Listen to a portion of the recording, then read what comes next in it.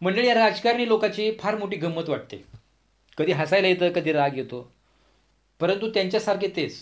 त्यांना ते कसं जमतं? सर्वसामान्य जनतेमध्ये चर्चा पण असते की हे राजकारणी लोकांना, पुढारी लोकांना कसं जमतं? एखादी घटना जर महाराष्ट्रामध्ये घडली, एखाद्या गावामध्ये घडली, तर त्या घटनेचं भांडवल कसं करायचं?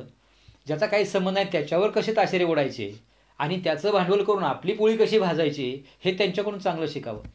आता घटना घडली तर ते पोलीस त्यांच्या पद्धतीने ते तपास करतात. कोर्ट त्याच्या कायद्याप्रमाणे त्यांना सजा देईल, त्या आरोपीला देतं. परंतु ह्या राजकारणी लोकांचं तोंड बसत नाही. पोलिसांना काम नीट करू देत नाहीत आणि एकमेकावर ताशेरे मारत बसतात, आरोप करत सुटतात. आता ह्यामध्ये सुद्धा काही राजकारणी लोकांना त्यावर बोलायचा अधिकार आहे का? जी घटना घडली तसल्याच घटनेत आपल्यावर सुद्धा काही आरोप आहेत. आपल्यावर सुद्धा काही कोर्टामध्ये केसेस चालू आहेत. आपल्याला त्या मुद्द्यावर कधी राजीनामा द्यावा लागला आहे, याची पण त्यांना लाज अजिबात वाटत नाही. आता मी तुम्हाला घटना सांगणार आहे. आपल्याला सर्व परिचित आहेच, कारण बीड जिल्ह्यामध्ये मागच्या आठवड्यामध्ये 2 शिक्षकांनी एका मुलीवर अत्याचार केला.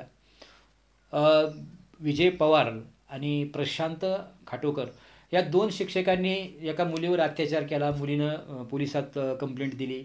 पोलिसांनी तपास लावला, आरोपीला पकडलंय. हे सारं झालंय. आता पोलीस त्याप्रमाणे चार्जशीट हजर करतील कोर्टामध्ये. कोर्ट त्या घटनेप्रमाणे, त्याच्यावर काय गुन्हा आहे त्याप्रमाणे, कलमाप्रमाणे सजा देईल कोर्ट त्यांना. परंतु ह्या राजकारण्यांना त्याचं भांडवल कसं करतायत? आता धनंजय मुंडे ज्यावेळेस संतोष देशमुख हत्या प्रकरणात वाल्मिक कराडचा हात आहे, त्याचा मागचा सूत्रधार तोच आहे आणि वाल्मिक कराड हा धनंजय मुंडेचा माणूस आहे, हे सिद्ध झालं. आणि सिद्ध झाल्यानंतर महाराष्ट्रात पूर्ण लाट निर्माण झाली की धनंजय मुंडेंनी राजीनामा दिला पाहिजे. आणि धनंजय मुंडेंनी राजीनामा दिला. त्यांनी मग बरीच मध्ये काही नाटकं केली. आता ही मी बोलत नाही, त्यांच्या पत्नी करुणा मुंडे सांगतात की त्यांनी ती डोळ्याला काय झाल्याचं ते नाटक केलं आणि कधी आजारी पडल्याचं नाटक करतात. कारण मी त्यांच्याबरोबर सांगतात की करुणा मुंडे सांगतात मी त्यांच्याबरोबर दिवस काढलेत, कारण ते कसं कसं नाटक करतात ते मला माहीत आहे. आता हे सारं असताना घटना कोणची घडली? ह्या 2 शिक्षकांनी एका मुलीवर अत्याचार केला. त्या 2 शिक्षकांवर आरोप आहे, ते सिद्ध होईल कोर्टामध्ये. परंतु ह्या घटनेवर बोलायचा अधिकार आपल्याला आहे का, याची थोडी तरी आपली स्वतःला आत्मिक तपासणी केली पाहिजे. असेच आरोप धनंजय मुंडेवर सुद्धा आहेत. स्वतःच्या मेहुणीवर बलात्कार केल्याचा आरोप आहे.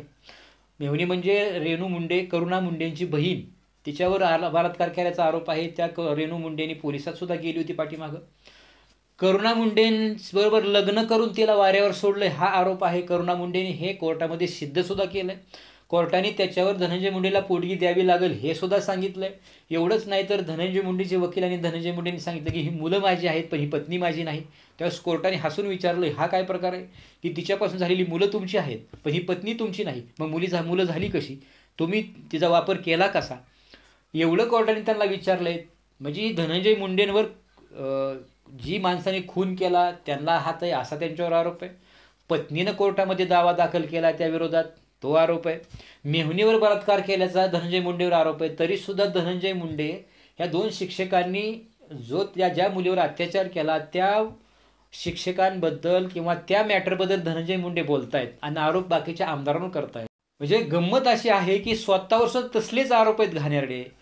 कोर्टामध्ये केसेस चालू आहेत, तरीसुद्धा आपण तशा प्रकरणावर दुसऱ्याला बोलायचा आपला अधिकार आहे का, असं ह्या माणसाला का वाटत नाही? आज करुणा मुंडेंनी सांगितलं की त्याच्यासारखा निर्लज्ज माणूस कुणी नाही. त्याची स्वतःची पत्नी रस्त्याने फिरते न्यायासाठी, त्याची मुलं वाऱ्यावर फिरतायत आणि तरीसुद्धा हा माणूस त्यांच्यासाठी दुसऱ्या मॅटरवर बोलायचा अधिकार काय? आपण त्याला किती धुतल्या तांदळासारखं पाहिजे असं स्वतः करुणा मुंडे सांगतायत. आणि आता जे घटना घडली, ज्या मुलीवर अत्याचार झाला त्या मुलीला न्याय मिळालाच पाहिजे. ज्यांनी गुन्हा केला त्यांना सजा झालीच पाहिजे आणि हे पोलीस बघतील, कोर्ट बघेल. परंतु ज्या माणसाला अधिकारच नाही याच्यावर बोलायचा तो माणूस याच्यावर बोलतोय, हे भाग गमतीच आहे. आणि बाकीच्या आमदारांवर आरोप केले जात आहेत. आता ते आरोप केल्यावर पोलीस तपास करतील, परंतु धनंजय मुंडेला याच्यावर बोलायचा अधिकार नाही अशी त्यांची पत्नी सांगते करुणा मुंडे, कारण हे त्याच लेवलचा गुन्हेगार आहे असं त्यांचं म्हणणं आहे. पाहता न्यू महाराष्ट्र एक्सप्रेस न्यूज.